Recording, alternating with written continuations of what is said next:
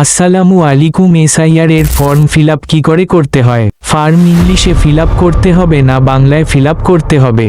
তো এই ভিডিওতে জানবো পুরো ডিটেলের সঙ্গে। তো চলো ঝাড় পাকামো না করে ভিডিওটা শুরু করি। দাঁড়াও যদি চ্যানেলে নতুন হয়ে থাকো চ্যানেলটিকে সাবস্ক্রাইব করে রাখো নেক্সট ভিডিও ওর জন্য। এটি হচ্ছে এসআইআর এর ফর্ম। এটি একটি সিম্পল ফর্ম বোঝানোর জন্য।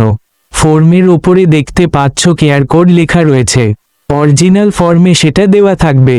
চলো আমরা ফর্মটা ফিল আপ করি। নম্বর 1, ডেট অফ বার্থ মনে নিজের জন্ম তারিখ বসাতে হবে। নাম্বার 2, আধার নম্বর বসাতে হবে। নাম্বার 3, মোবাইল নাম্বার বসাতে হবে। Number 4, father's name, guardians name মনে নিজের পিতার নাম বা বাড়ির মালিকের নাম লিখতে হবে। নাম্বার 5, ফাদার্স গার্ডিয়ানস অ্যাপেক নো মনে পিতার ভোটার আইডি নম্বর লিখতে হবে। নাম্বার 6, মাদার্স নেম মানে মায়ের নাম লিখতে হবে। নাম্বার 7, মাদার্স ইপিআইসি নো মানে মায়ের ভোটার আইডি নাম্বার বসাতে হবে। নাম্বার 8, স্পাউসেস নেম মানে বিবাহিত হয়ে থাকো তাহলে স্বামী অথবা স্ত্রীর নাম বসাতে হবে। নাম্বার 9, স্পাউসেস ইপিআইসি নো মানে স্বামী বা স্ত্রীর ভোটার আইডি নাম্বার বসাতে হবে।